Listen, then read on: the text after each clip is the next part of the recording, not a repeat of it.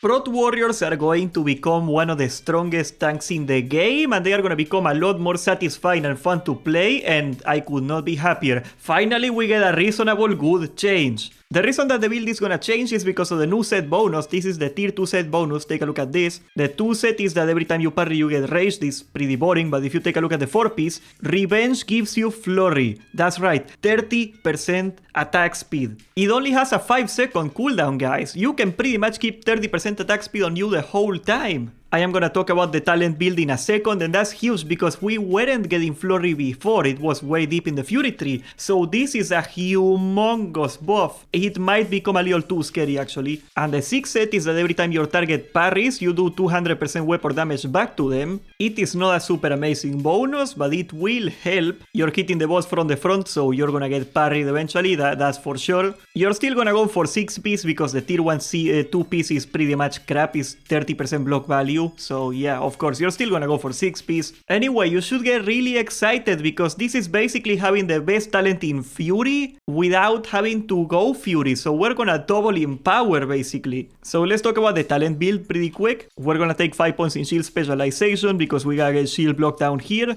We're gonna take blood rage for more rage obviously. We're gonna take defense because that gives us attack power now. 3 points in here. Then we're gonna take 1 point in shield block. So we got 2 charges. Never get more than 1 point in here because it's useless. We're gonna take last stand, of course, very good defensive cooldown. Down here, 15% extra threat. Defiance, the best talent for prot. We're gonna take improved Sunder armor so we can spam Sunders a little easier. Concussion blow for later. We're gonna take shield wall. Shield wall is a 5-minute cooldown now, so increasing it 5 seconds is a lot of value. You're gonna get it every pull basically. 2 more points in defense. We're gonna take down here 10% more damage, of course, and shield slam, which is gonna be our main cooldown. Then we're gonna go down here for improved rend because we're gonna get deep wounds. We're gonna take 2 points in heroic strike. We're gonna take tactical mastery, all of it. We're gonna take anger management for rage generation. It generates 1 rage every 3 seconds. The tooltip doesn't say it, but it should. We are gonna take deep wounds right here. It puts a dot every time we crit. We're gonna take 1 more point in heroic strike. Then we're gonna take impale, which is 20% every time we crit. This is the hardest scaling crit in the game we have. And we got a couple points left over, so we're gonna go down here for cruelty. 3 points in cruelty. But so far pretty standard, and that's why this is such a powerful set bonus. If you look at it, Flurry is all the way down here, and the reason that the tryhard warrior tanks in Vanilla proper back in the day, they were going for dual wheel Fury tanking or something like that, is because Flurry, you had to be full Fury to get it. 30% attack speed is the best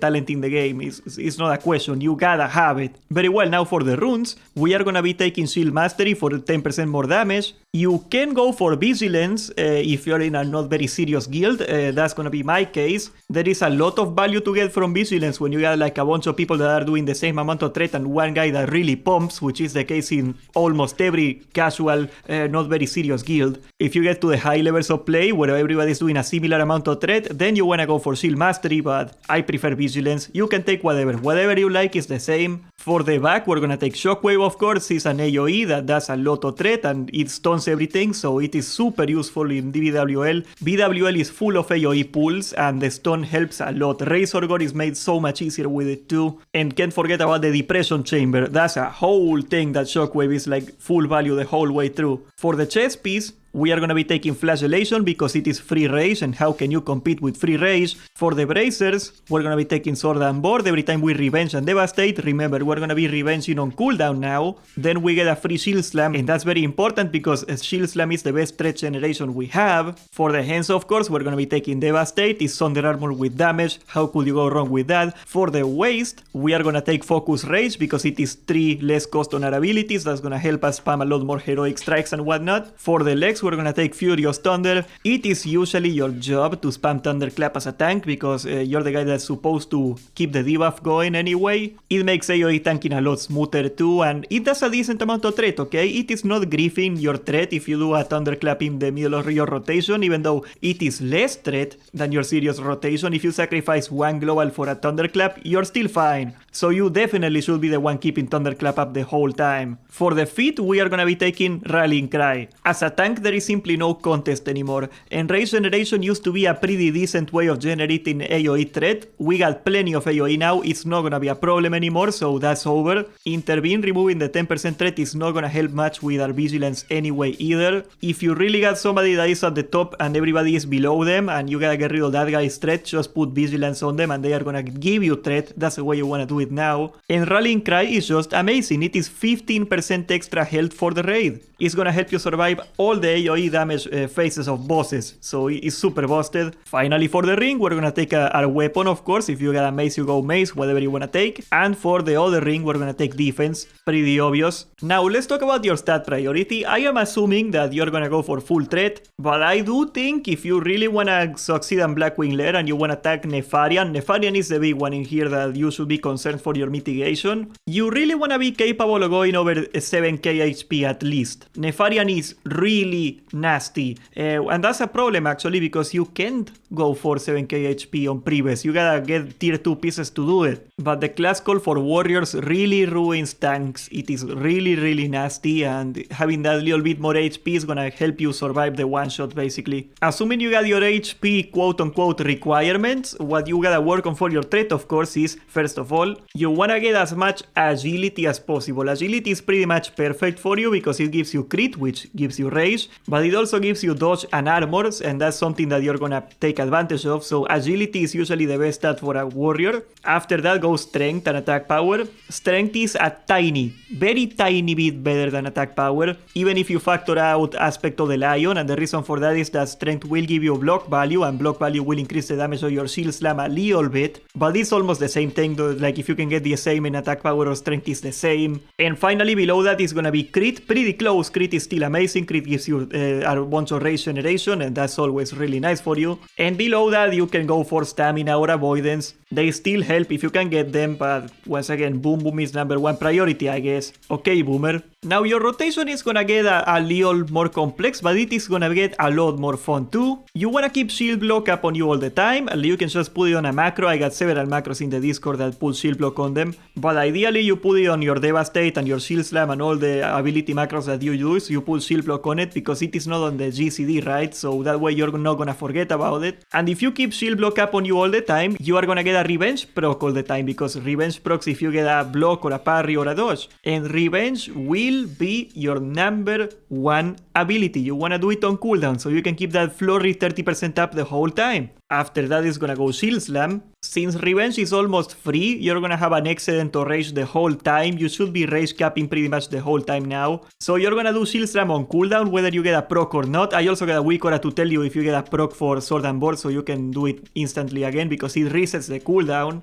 But just do shield slam as soon as it's up, you do it. And after that goes devastate of course. And one of the neat things about getting tier 2 gear is that you're gonna be rage capped the whole time like I said, so you're gonna be able to Q heroic strike the whole time. You should be queuing heroic strike almost the entire fight now. Flagellation is an ungodly broken rune. Even though people hate on it, even though people say it's useless, and I get it, people miss the 20% damage that they had on DPS, but for a tank it is still super busted. Of course, your job as a tank is still to keep demoralizing shout up and thunderclap up, and most scenarios, in most cases, you should have no problem holding aggro. Even if you do that, we have an ungodly amount of threat, guys. And if you got an AoE pool, it is also very simple. You do shockwave on cooldown, and then you do thunderclap on cooldown, and then you can do cleave if you got more rage. I made a little macro that pulls shockwave and thunderclap on the same button. It is not what you're supposed to do, because you're gonna try to do thunderclap on a boss and shockwave is gonna come out, and that's gonna sacrifice a little bit of threat. I do not care. What you gonna do? Put me in jail? You're gonna put me in warrior jail? Well, too bad. I am not getting another button for shockwave. I already gotta press like 5 buttons, dude. Holy crap. Finally, I made a whole video going over the best in slot DPS weapons, and I am not gonna do that for tank because I think it is such an easy answer that nobody's gonna be surprised about it, but I should bring it up anyway. Your best in slot shield is gonna be Suzerain, the new Spyro the Dragon shield. Look at me dead in the face and tell me that this guy is not Spyro the Dragon, I dare you. But as you can see, this thing is absolutely amazing. It reduces your spell damage taken by 50%. And if you get hit by Dragon Breath, so you're supposed to pop it when you are about to get hit by it. We are not sure what the definition is gonna be, but it should be almost any ability from BWL basically. You get 30% more damage, and that's insane of course. And it's only on a 1 minute cooldown too, so you can basically have 50% reduced damage taken whenever something goes off. It is amazing. It is very likely to be the best in slot shield the whole game. I cannot wait to figure out how to get it. And also, on top of everything else, it will at the same time work as an Onyxia scale cloak, so you're gonna be able to get a proper cloak. That's of course more stats that get freed up, and that's gonna make it the best shield in the freaking game. It looks funny, it looks really funny, but god damn it is an amazing shield. And of course the best in slot weapon is gonna be the Thunder Fury. I don't think you're shocked about that. It does a quadrillion damage, it has a proc that does a bunch of threat and it's AoE, and it even reduces the boss's attack speed. It is the most broken weapon in the game, and they made it faster, so that means you're gonna do heroic strikes faster, so you're not gonna rage cap as much, which is great. Of course, if you do not get the bindings, because the bindings still have to drop for me, I swear to god, you can get Maladat. It is a pretty nice sword, it has hit on it, it is pretty fast, and it gives you weapon skill. The chromatically tempered sword, or even Eshkandar's right claw, it is also a very decent alternative. But as you can see, Thunder Fury is so much ahead of everything else that why would I make a video on it? It's pretty obvious the answer, right? But yes, the warrior is looking freaking amazing in every sense possible for tanking. It is the first time in a while that I am really excited to do the new rotation and get the new gear. So thanks, Agren, I love you. I am not gonna complain for a day. Subscribe, join the Discord, and thank you for watching.